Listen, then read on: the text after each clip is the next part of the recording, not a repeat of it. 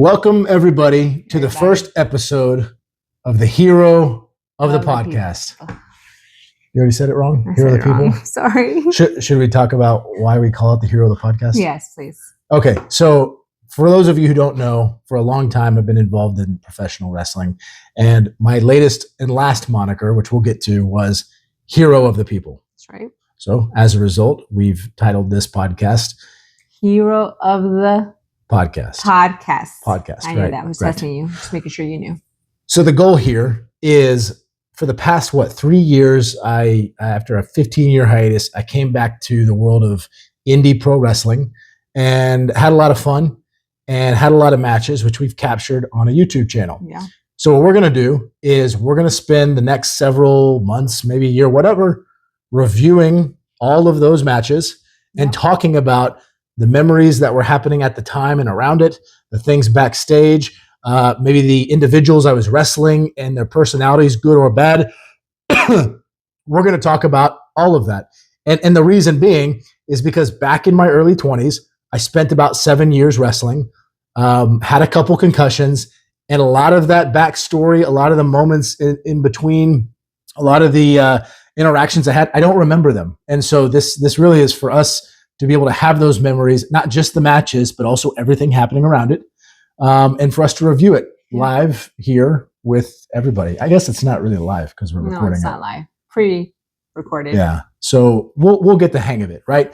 But what we're going to do is we're going to review this last stint that I have, because that is the memories that are the most fresh. But before we get to reviewing any matches, this episode is going to talk about why I've stopped. Yeah. Not wrestling anymore. I will never wrestle again.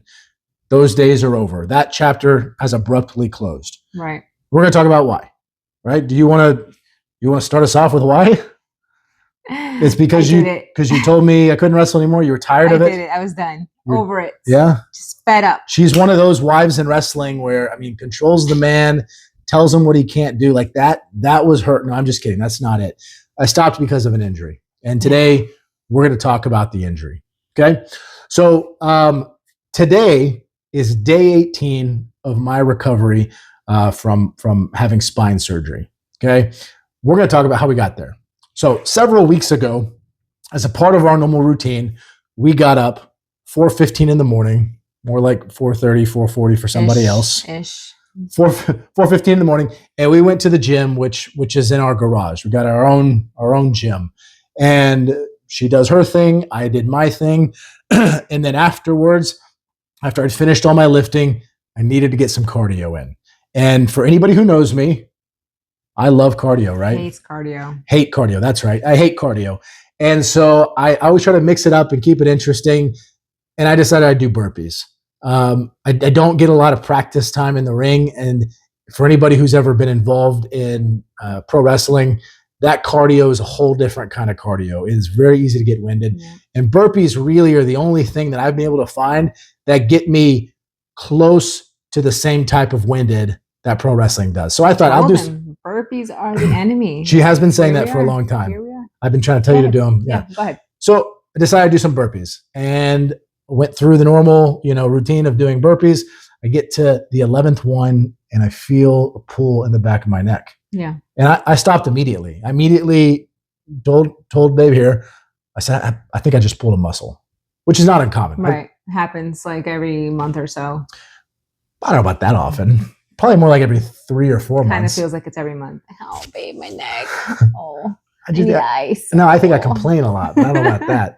But yeah, I felt a muscle pull in my neck, and I decided that I was just going to stop there. It was a good excuse not to do any more burpees because I also hate them, though I believed they were good for me.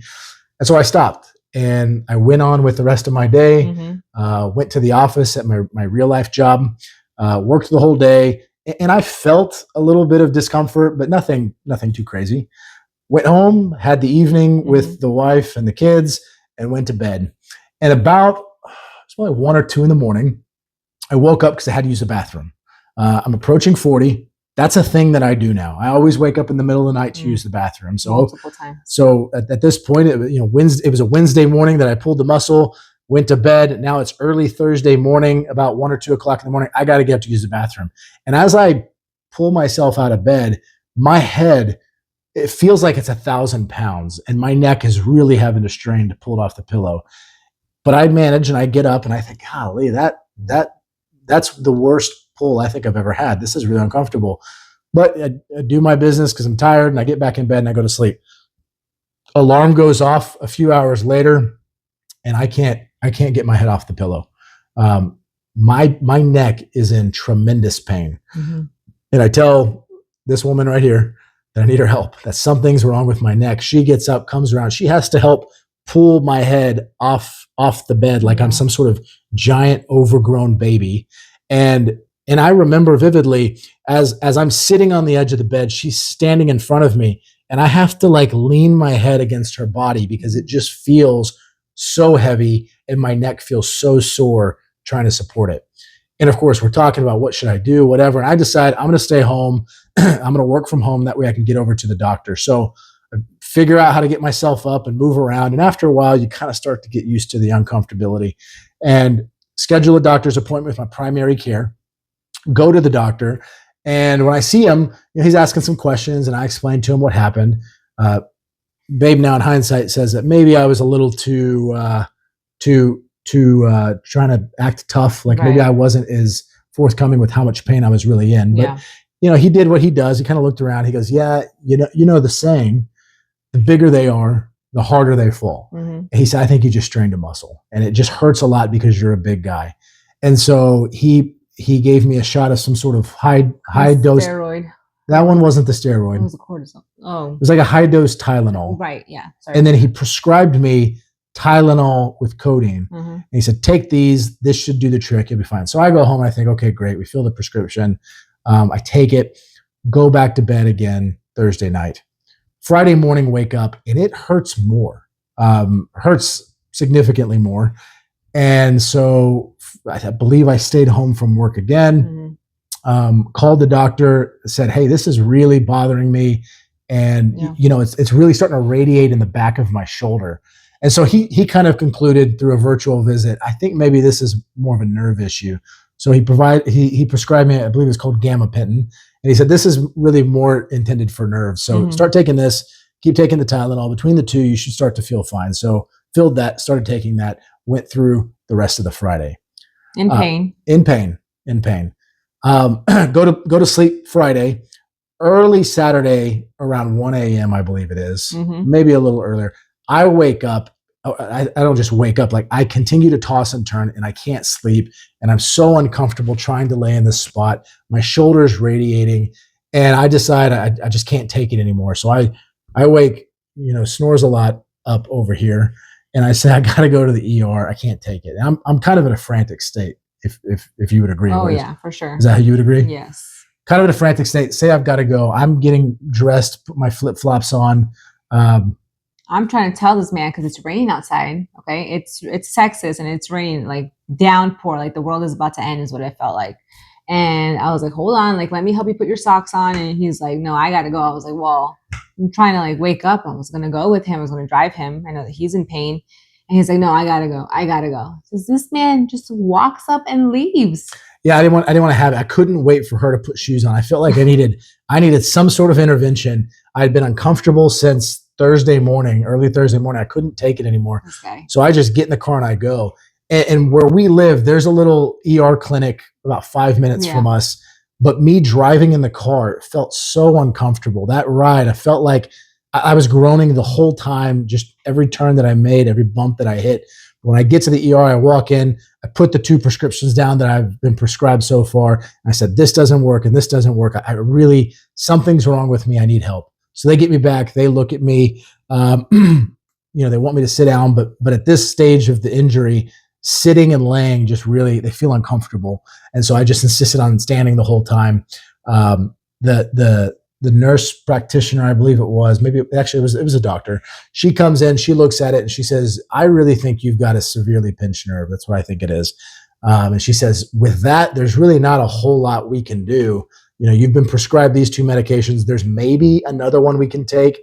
I'm not real confident it's going to do anything, but for a pinched nerve, you just kind of have to let it run its course. And I remember saying, like, can we confirm it? Because this really is uncomfortable. I don't know if I can take a whole weekend of this. And she said, well, the only way to confirm it is you have to get an MRI. And there's only two ways to get the MRI. One is you wait till Monday, contact your primary care and have him set that up.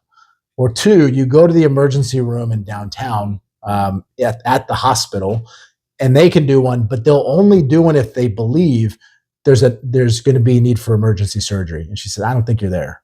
And so essentially my option from what I understood was wait till Monday. So I went back home. And that's exactly. I wasn't there, so I can't confirm this. If I had been there, I would have probably asked more questions. But here we are. We'll let him do his own thing. Are you saying I don't ask questions? I'm saying you probably could have caught this earlier. You should have woke up faster and put your shoes on quicker. Anyways. So go back home, experience the rest of the weekend in pain. Monday rolls around, call the doctor, begging for some sort of relief. Listen, doc, I went to the ER. They told me to call you. They gave you a cortisone shot there. Good call. At the ER, they gave me that was the steroid shot. Okay. The steroid did nothing but hurt. That's all it did. It didn't fix anything. Yeah. Monday rolls around. I call my primary care. I'm pretty sure the office staff hates us because we continued to call. Yeah. They set us up with an MRI. The soonest they can get that set up for was Thursday. And they also set me up with a pain doctor the following Friday. Mm-hmm.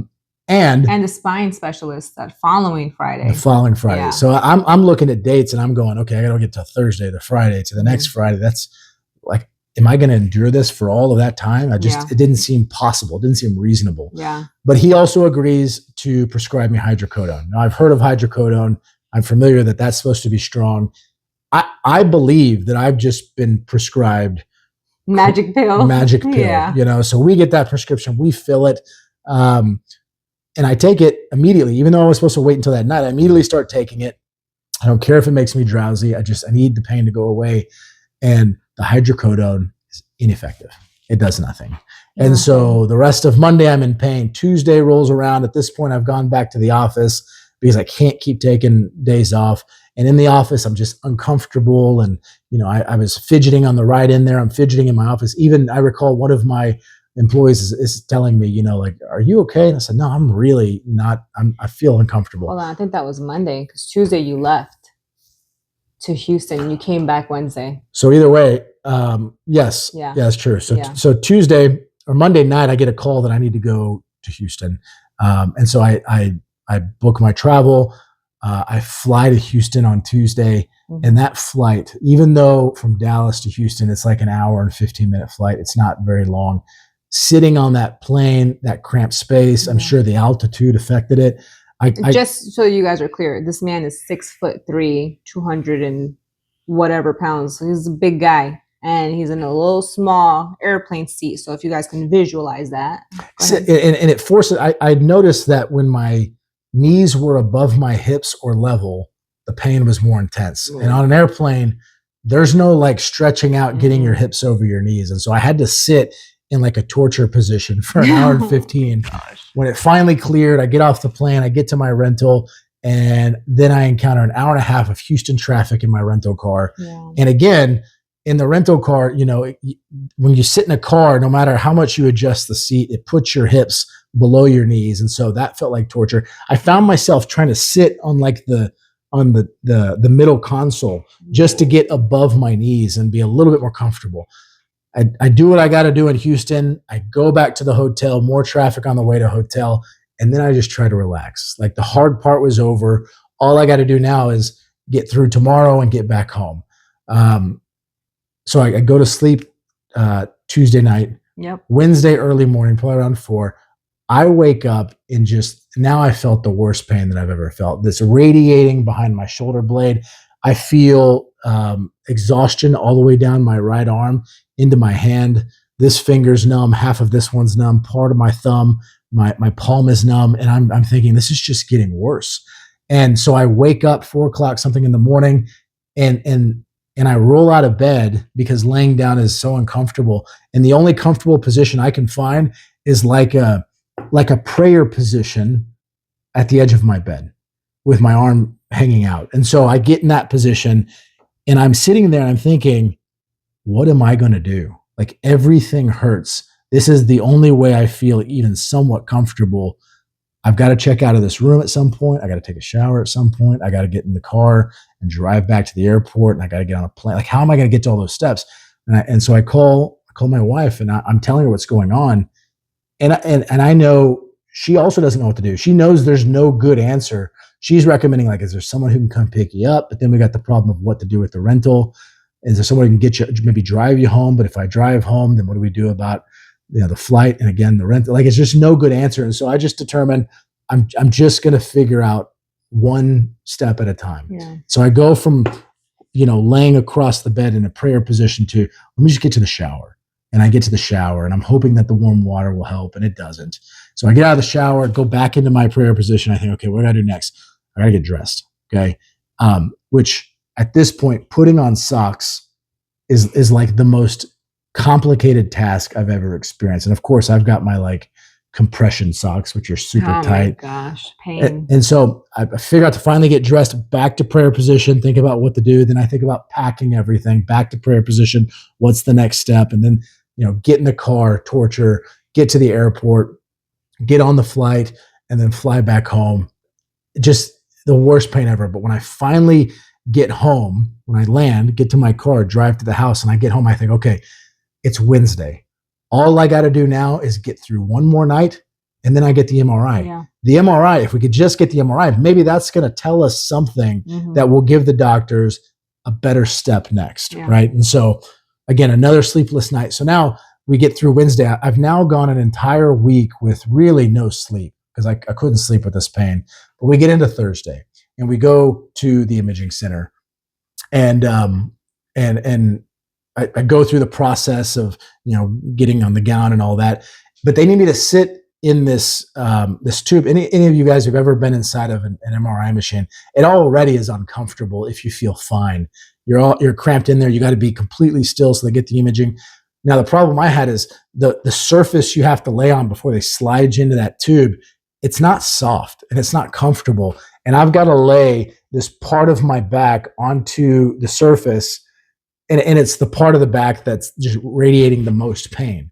Laying down hurts. Laying on that spot hurts. And I've got to do that and be still. And so like they slide me into the tube, and the whole time, this lady who had the most wonderful personality, and by wonderful, I mean terrible personality, keeps getting over the microphone. It's just like, sir, please be still. Please, I need you to stop fidgeting. And it's like, I just can't. Like, it hurts so bad. It's the equivalent of someone like taking a hot, what is it when they mark the animals? They mark the animals with the what is that called? Now that you said it, of course. Basically, a hot iron. It's like someone taking a hot iron and just pressing it against your skin and being like, "Don't move." That's what it felt like. But somehow I get through the 30-minute process. We get the image. They leave. They agree to stat the results to the pain doctor that we're going to tomorrow. There's some more there, but we don't bore you with those details. Go home. Again, another sleepless Thursday night. Friday rolls around. When Friday gets here, I mean, I'm in a lot of pain, but you would have thought that I was prepping to go to Disney World. I was so excited to go to the pain doctor. Yeah. This is the guy who's going to take this pain away. Yep. I don't care what he has to do. He could cut off my entire right side of my body, and I was going to be happy as long as the pain went away.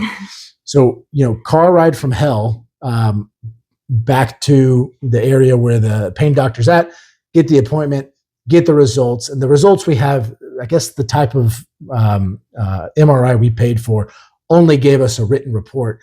We get the report, we get back in with the nurse practitioner. She's looking at it. She goes, okay, yeah, you've essentially got 3 herniated discs, but one of them is worse than the other. No, you have 3 bulging discs. One of them is herniated. Okay. And it's the C6, between 6 and 7. That's the worst.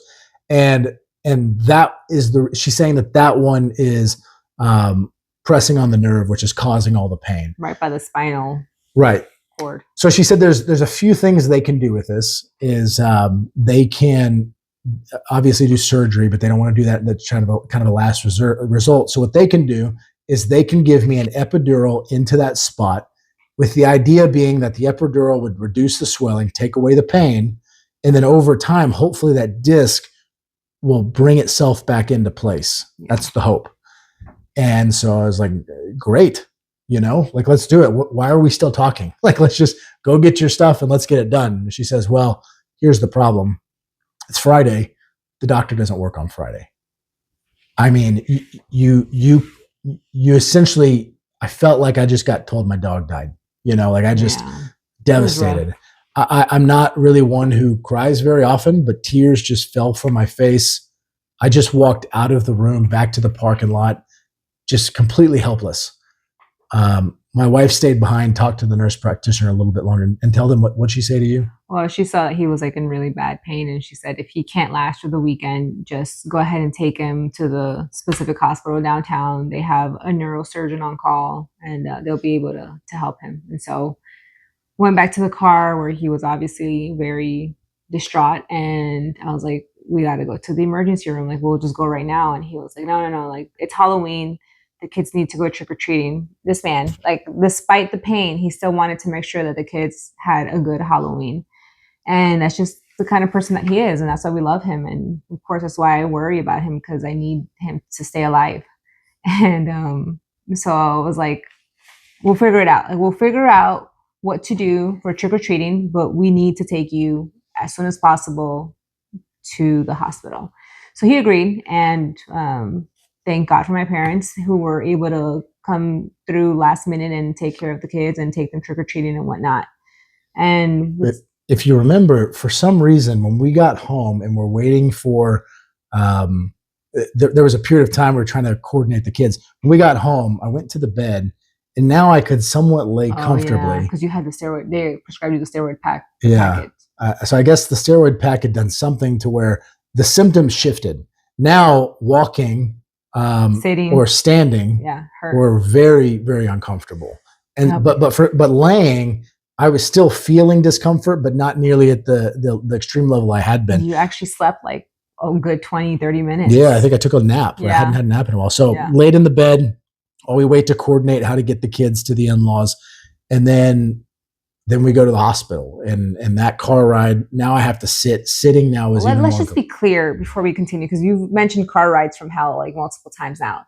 The car ride from hell wasn't because of my driving. It was because he was in a lot of pain. I just want to clarify that for the record. No. Like, you actually now have confused everybody because you like aim for every pothole and every bump you can find. I don't. You like Fast and the Furious around every corner you can find. That's just a stereotype that people say from New Yorkers, but no, it's not true. But anyways, yeah, so car ride, very uncomfortable to the hospital. It's about a 15-minute ride, 20-minute ride. We get there, and just trying to walk across the parking lot to get to the entrance is uncomfortable. And I think you even said it was really hard during this time for you because you'd never seen me in that kind of pain. Yeah.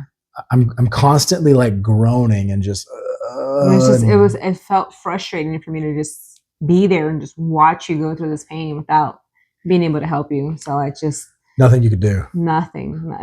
I felt like I was no good to you, but I mean, obviously you don't think that. So then we walk into the emergency room. This guy right here. And I know, like, there's no way I'm going to stand. There's no way I can stand. There's no way I can sit. So I walk up to the registration desk, and I get in that prayer position, and I lay across the desk. And in hindsight, it was funny. I mean, everybody's looking at me. Like, it's no secret that I'm laying on a desk. Again, 6'3", big guy. Coming in like in pain, they're like, "Whoa, something is wrong here." And so the registration woman's like, "Sir, do you want to have a seat?" And I said, "No, like this is where I'm staying until we can get me some help." And she's asking me questions. What happened? I said, over a week ago, I hurt myself doing an exercise. And I remember hearing someone in the back behind me. I think it was either security or the no, I wasn't there. I had tech. To go back. So someone said, "Yeah, he's a big guy. That checks out," or something like that. I recall someone saying that. But anyways, asking me some questions.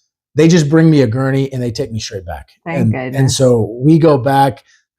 They roll me up pretty quick. I mean, the ER doc was there pretty quick. Yeah. He looks at me. He's asking some questions. Yeah. And he says, okay, what I want to do is I want to get another MRI. I want to see the image. And I'm thinking, again, like I have to sit on, and that was a concern for me. I told him, I don't know if I can sit in the tube again. He said, it's okay. Listen, we're going to give you something for the pain. That way you can relax and comfortably have the MRI. And I think, great, fine, no problem. So they get me into a room, they hook me up with an IV, and they start giving me pain meds. We go through 6 different type of pain medications, everything but Right. morphine, because there was a shortage on morphine. They gave me every pain medicine they have. None of it works at all. And when I say they gave me 6 different types, there's 6 different types, multiple doses of different ones.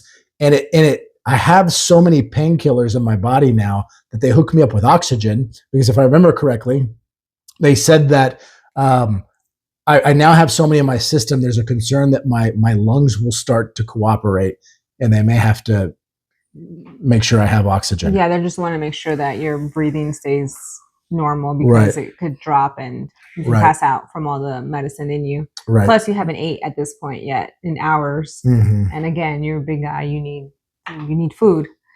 So that's what I was worried about. And it's a constant rotation of me laying on the gurney to getting up, going back into this prayer position, laying on the gurney again, back into the prayer. And we're there for hours now.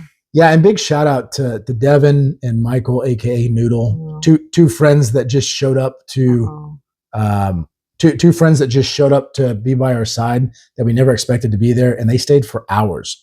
One of them, I think, didn't leave till 5 a.m. Right, till we got our room. It was Devin. Yeah. I was pretty high, but I think it was Devin. Yeah, and he brought us blankets and food, and I mean, they took care of us. So yeah, just grateful for them. So essentially, we get to the point where they've given me all these pain medications.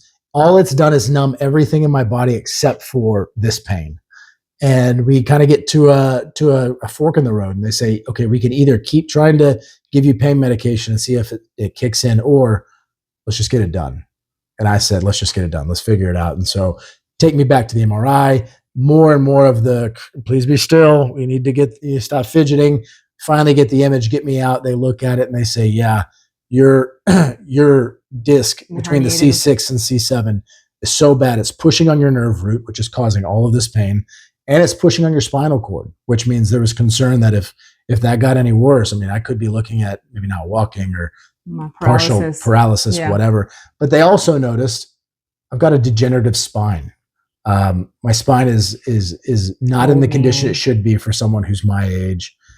Which wear and tear, I believe the report said, a lot of wear and tear. Yeah, which checks out, for the hobby that I've had over the years. But essentially, as we're talking, we realize that me being in a wrestling ring all these years, I mean, I was playing Russian roulette with my body. I mean, I could have taken a bump that could have been the one that paralyzed me, completely ruined the rest of it. So we get this information. We get notified somewhere in the process that we are going to have surgery the very next day. And so fortunately, the medicine at some point knocks me out, and I'm able to sleep a few hours. Like a couple hours. Until it's surgery time at like 9 a.m. the next day. Right. And so then they wheel me to surgery. I have a phobia of surgery. I can't even watch like Grey's Anatomy without kind of being weirded out.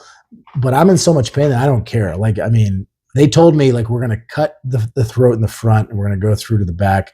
We'll take out that disc and put in an artificial one. They're explaining it to me, and I'm unfazed by it. I'm just like, please, like, give me the knife. I'll do it. Like, please make this stop. And so had the surgery. Surgery, I think, lasted 2 or 3 hours. For me, it lasted 2 or 3 seconds. But, woke up within a couple hours. I was standing next to my bed, kind of moving around a little bit, which from what I hear was... it was abnormal. It was abnormal? They were not used to seeing anyone do that. Right. So quickly. Right. And so, but I didn't feel the pain anymore. I still have some numbness. I have some effects.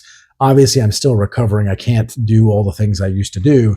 But we realized, and that's the purpose of this podcast and how we're going to start moving. If you stayed around this long, like, thank you. We're like almost 30 minutes in. So yeah. Shout out to you. And I guess you're supposed to like, subscribe, comment, share. Yeah. All that good stuff. There's a bell you're supposed to ring somewhere. Get notified. That's if you want to see more of our stuff. I guess if you listen this long, please do all that. Yeah, please. Might as well. But essentially, this is where we kind of bookend and close this out. What we're doing here is we're telling you why this journey has stopped. Yeah. No more wrestling. It's not worth the risk. I have a bunch of kids. I have a beautiful wife. They need me, and I want to be here for them. So as much as I've loved being in the ring and getting to do this thing for all these years, that's a part of my life. That's a chapter that's closed. But it doesn't have to close entirely. And part of that is is because now we can kind of share some of the moments and the memories and the things like that. So Yeah. if you've listened this long and you figured out how the journey stopped, now join us for the commentary on the journey from the past few years. We're going to get into it. I mean, I'm going to tell you about some experiences that I had with wrestlers that were maybe not so good. I'm going to tell you about some experiences I had with wrestlers that were good. I'm going to tell you about funny things that happened in the ring, embarrassing things that happened in the ring. I'm going to tell you about how I came up with the moniker Hero of the People completely by accident. We'll talk about the pose. We'll talk about the pose and how I ended up, why I would hold it for so long. We could talk about how the crowd chanted Baby Shark at me a few times. Really random and strange. So there's a lot of things we're going to get into as we cover each of my matches, start to finish, from the past few years till now when we stop. And I hope you guys enjoy the ride as we go through it. Thank you all for listening to this story, understanding how we got here. I don't know if it's helpful for any of you, but at least you know what happened. But this next phase, I believe, is going to be a lot of fun. I think so too. We have a lot of fun things planned. So yeah, and I hope you guys have fun too. So I guess we need like a sign off, right? Yeah. We should have thought about this. We should have thought about this. We're not good at this. We're gonna work on the sign off, but you should do that. Thanks for coming and listening to the Hero of the Podcast. I knew that. We got to work on this. Yeah, I know. Yeah, that's a wrap.